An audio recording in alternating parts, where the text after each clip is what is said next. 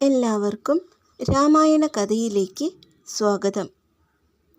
സരയൂ നദിയുടെ തീരപ്രദേശത്തെ രാജ്യമായിരുന്നു അയോധ്യ. ദശരഥ മഹാരാജാവായിരുന്നു അയോധ്യ ഭരിച്ചിരുന്നത്. കൗസല്യ, കൈകേയി, സുമിത്ര എന്നിവരായിരുന്നു ദശരഥ മഹാരാജാവിൻ്റെ പത്നിമാർ. 3 പത്നിമാർ ഉണ്ടായിരുന്നിട്ടും ദശരഥ മഹാരാജാവിന് കുട്ടികൾ ഇല്ലായിരുന്നു. ഇതിനൊരു പരിഹാരം കാണുവാനായി കുലഗുരുവായ വസിഷ്ഠമുനി പുത്രകാമേഷ്ടിയാഗം നടത്തുവാനായി ദശരഥനോട് നിർദ്ദേശിച്ചു. അങ്ങനെ യാഗം നടത്തുകയും യാഗാവസാനം കയ്യിലൊരു പാത്രവുമായി അഗ്നിദേവൻ യാഗാഗ്നിയിൽ നിന്ന് പുറത്തു വന്നു. അഗ്നിദേവൻ പായസം മഹാരാജാവിനെ ഏൽപ്പിക്കുകയും പായസം പത്നിമാർക്ക് പകുത്തു നൽകാൻ നിർദ്ദേശിക്കുകയും ചെയ്യുന്നു. അപ്രകാരം ചെയ്താൽ ഉത്തമരായ 4 പുത്രന്മാർ ജനിക്കുമെന്ന് അനുഗ്രഹിക്കുന്നു. വിശിഷ്ടമായ പായസം മഹാരാജാവ് തൻ്റെ പത്നിമാർക്ക് പകുത്തു നൽകി. പായസം കൗസല്യയ്ക്കും കൈകേയിക്കും നൽകുകയും അവരതിൽ നിന്ന് ഓരോ ഭാഗം സുമിത്രയ്ക്ക് നൽകുകയും ചെയ്യുന്നു. താമസിയാതെ കൗസല്യ രാമനും കൈകേയി ഭരതനും ജന്മം കൊടുത്തു. സുമിത്ര ഇരട്ടപുത്രന്മാർക്ക് ജന്മം കൊടുത്തു. അവർ ലക്ഷ്മണനും ശത്രുഘ്നനും ആയിരുന്നു. രാജ്യമൊന്നടക്കം രാജകുമാരന്മാരുടെ ജനനത്തിൽ സന്തോഷിച്ചു. 4 രാജകുമാരന്മാരും പരസ്പര സ്നേഹത്തോടും ഒരുമയോടും കൂടി ജീവിച്ചു. ഒരു ദിവസം വിശ്വാമിത്ര മഹർഷി ദശരഥനെ സമീപിക്കുകയും രാക്ഷസന്മാർ തൻ്റെ യാഗത്തിന് ഭംഗം വരുത്തുന്നെന്നും അതുകൊണ്ട് യാഗരക്ഷയ്ക്ക് രാമലക്ഷ്മണന്മാരെ അയക്കണമെന്ന് പറയുകയും ചെയ്തു.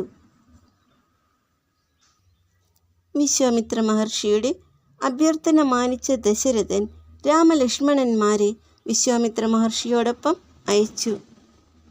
വഴിമധ്യേ താടകയെന്ന രാക്ഷസിയെ രാമൻ തൻ്റെ അസ്ത്രമയച്ച് വധിച്ചു.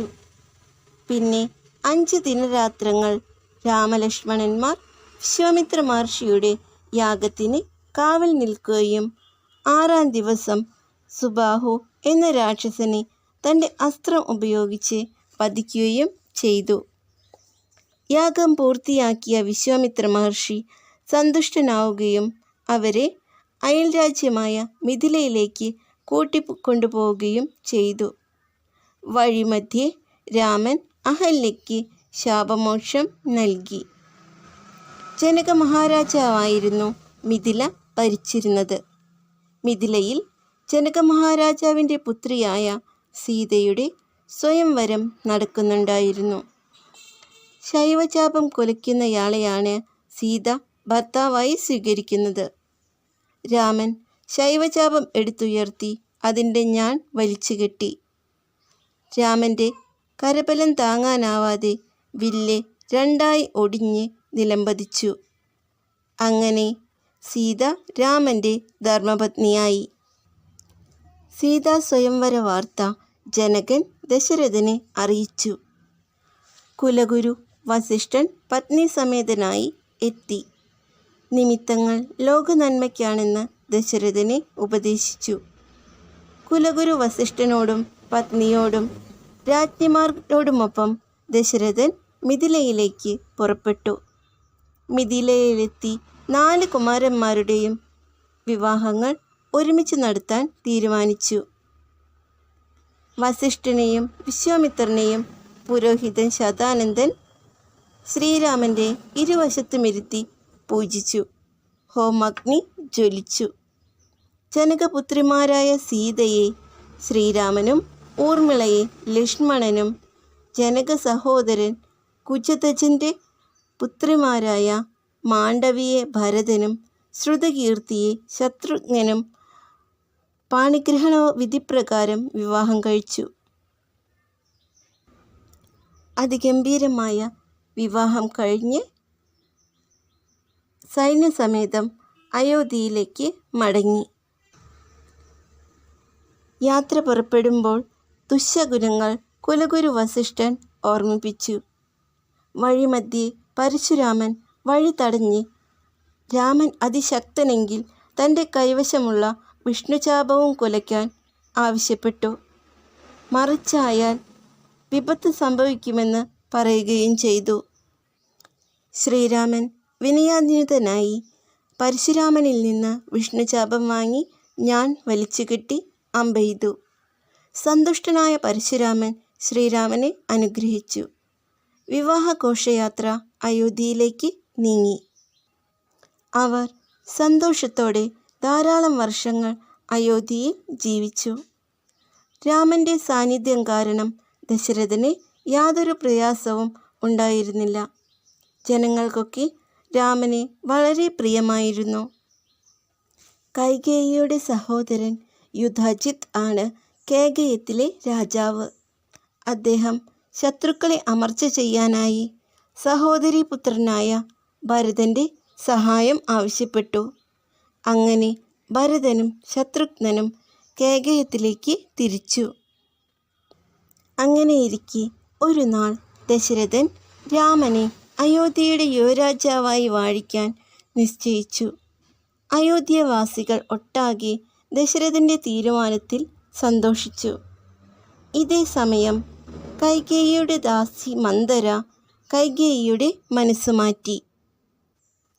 പണ്ട് ദേവാസുര യുദ്ധത്തിൽ കൈകേയി ദശരഥൻ്റെ ജീവൻ രക്ഷിച്ചപ്പോൾ സന്തുഷ്ടനായ ദശരഥൻ 2 വരങ്ങൾ നൽകാമെന്ന് കൈകേയിയോട് പറഞ്ഞിരുന്നു. ആ വരങ്ങൾ രാജാവിനോട് ആവശ്യപ്പെടാൻ മന്ദര കൈകേയിയോട് പറഞ്ഞു. മന്ദര പറഞ്ഞതു പ്രകാരം കൈകേയി രാജാവിനോട് വരങ്ങൾ ആവശ്യപ്പെട്ടു. ആദ്യത്തേത് തൻ്റെ പുത്രനായ ഭരതനെ രാജാവായി വാഴിക്കണം. രണ്ടാമത്തേത് രാമൻ 14 വർഷം വനവാസത്തിന് പോകണം.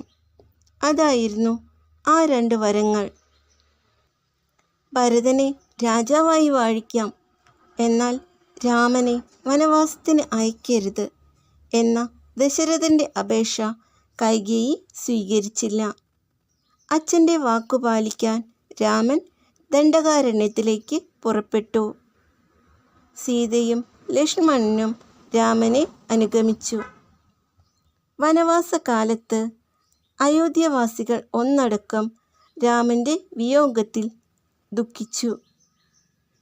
രാമൻ സീതയോടും ലക്ഷ്മണനോടുമൊപ്പം വാൽമീകി ആശ്രമം സന്ദർശിച്ചു. ദശരഥ മഹാരാജാവിന് രാമൻ്റെ വിയോഗം താങ്ങാവുന്നതിലും അപ്പുറമായിരുന്നു. അധികം താമസിയാതെ പുത്രവിയോഗ ദുഃഖത്താൽ അദ്ദേഹം ഹൃദയം തകർന്ന് മരണമടഞ്ഞു. കേകയത്തിൽ നിന്ന് മടങ്ങിയെത്തിയ ഭരതൻ അയോധ്യയുടെ അവസ്ഥ കണ്ട് വിഷമിച്ചു.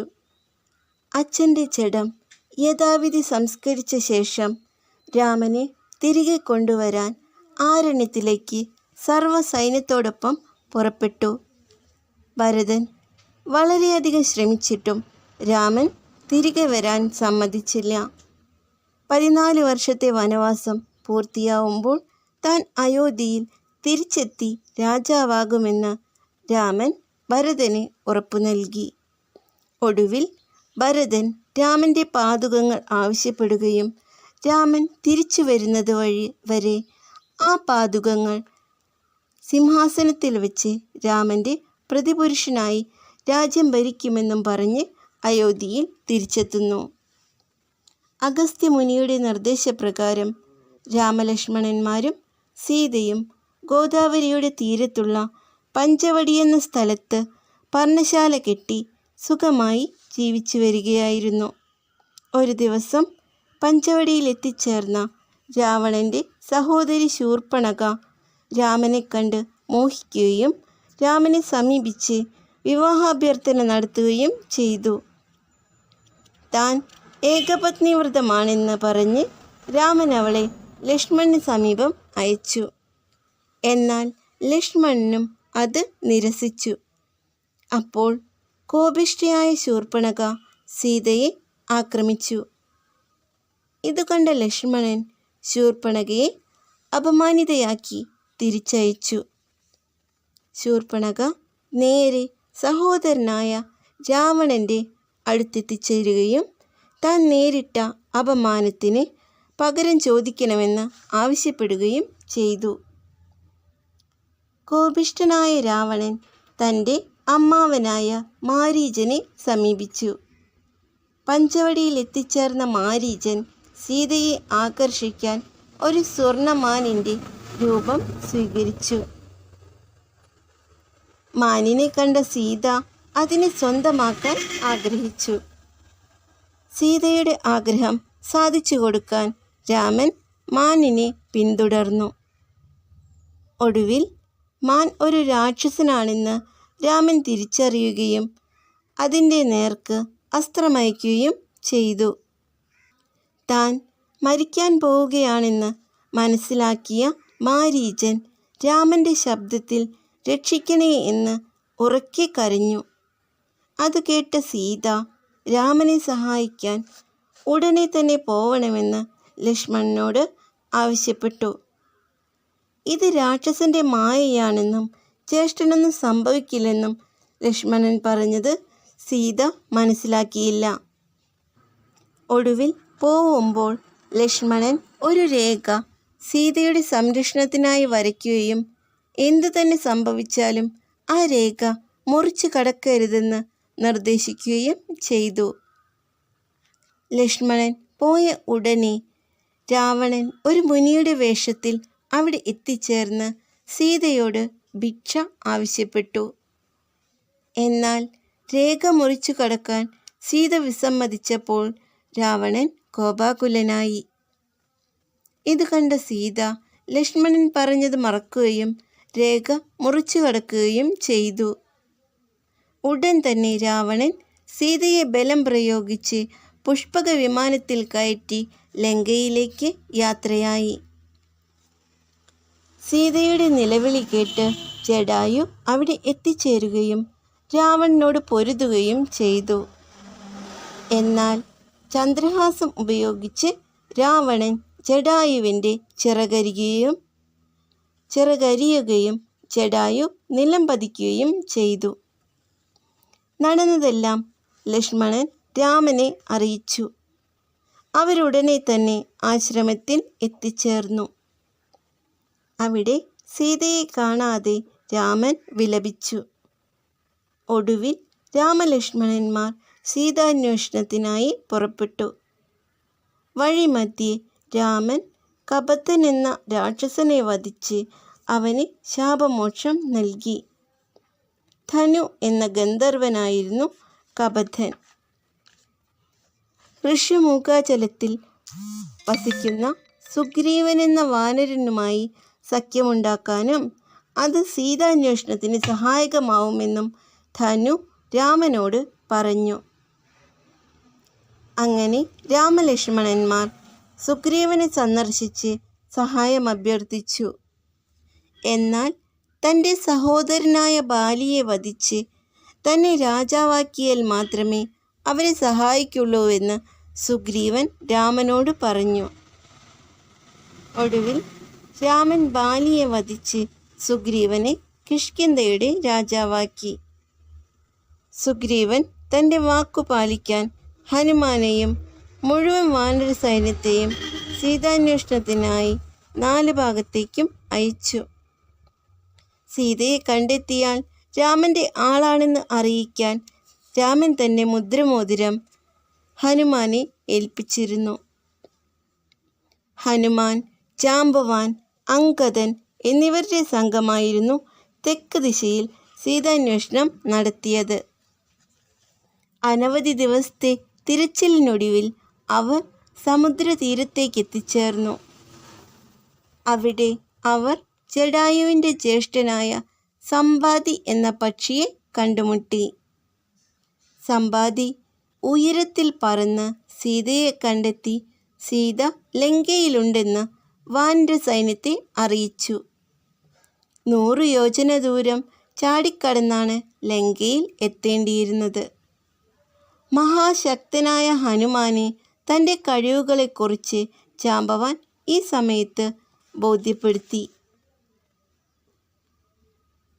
അപ്പോൾ ഹനുമാൻ വളർന്നു വലുതാവുകയും സമുദ്രത്തിനു മുകളിലൂടെ ലങ്കയിലേക്ക് കുതിക്കുകയും ചെയ്തു. വഴിമധ്യേ ഹനുമാൻ സുരസയുടെ അഹങ്കാരം ശമിപ്പിച്ചു. ലങ്കയിലെത്തിച്ചേർന്ന ഹനുമാൻ അശോകവനികയിൽ സീതയെ കണ്ടെത്തി. ഹനുമാൻ രാമനെ സ്തുതിക്കുകയും മുദ്രമോതിരം സീതയെ ഏൽപ്പിക്കുകയും ചെയ്തു. മുദ്രമോതിരം കണ്ടപ്പോൾ ദേവിക്ക് ഹനുമാനെ വിശ്വാസമായി. രാമലക്ഷ്മണന്മാരും ഉടനെ തന്നെ ലങ്കയിൽ എത്തിച്ചേർന്ന് സീതയെ മോചിപ്പിക്കുമെന്ന് ഹനുമാൻ സീതയ്ക്ക് ഉറപ്പു നൽകി. അതിനുശേഷം ഹനുമാനും രാക്ഷസന്മാരുമായി യുദ്ധമുണ്ടാവുകയും രാവണപുത്രനായ ഇന്ദ്രജിത്ത് ഹനുമാനെ ബന്ധിച്ച് രാവണസന്നിധിയിൽ എത്തിക്കുകയും ചെയ്തു. സീതയെ രാമനെ തിരികെ നൽകണമെന്നും അല്ലെങ്കിൽ രാമൻ്റെ ശരങ്ങളേറ്റ് രാവണനും രാക്ഷസകുലവും നശിക്കുമെന്നും ഹനുമാൻ രാവണന് മുന്നറിയിപ്പ് നൽകി. ഇത് കേട്ട് കോപാകുലനായ രാവണൻ ഹനുമാന്റെ വാലിന് തീ വയ്ക്കാൻ കൽപ്പിച്ചു. രാക്ഷസന്മാർ ഹനുമാന്റെ വാലിൽ തുണി ചുറ്റി എണ്ണയും നെയ്യും ഒഴിച്ച് കത്തിച്ചു.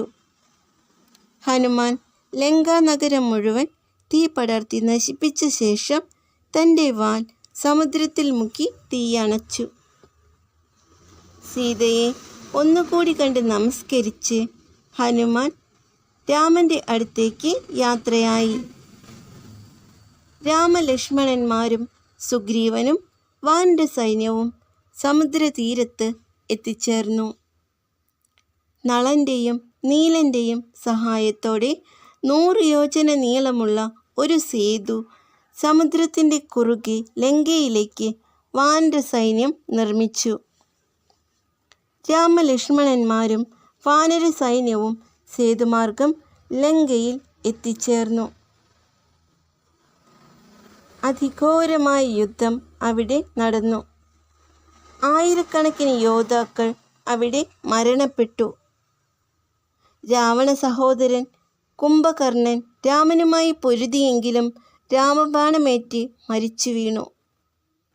രാവണന്റെ മകനായ ഇന്ദ്രജിത്ത് അതിസമർത്ഥനായ യോദ്ധാവായിരുന്നു. ഇന്ദ്രജിത്ത് സൈന്യാധിപനായി ലക്ഷ്മണനോട് ഏറ്റുമുട്ടി.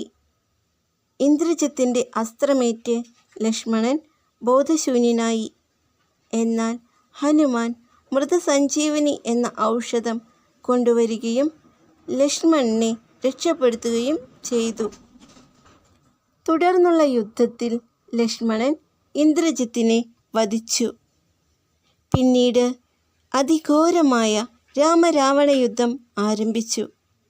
ദിവസങ്ങളോളം യുദ്ധം നടന്നു. ഒടുവിൽ രാമൻ രാവണനെ വധിക്കുകയും സീതാദേവിയെ മോചിപ്പിക്കുകയും ചെയ്തു. 14 വർഷത്തെ വനവാസം അപ്പോൾ പൂർത്തിയായിരുന്നു.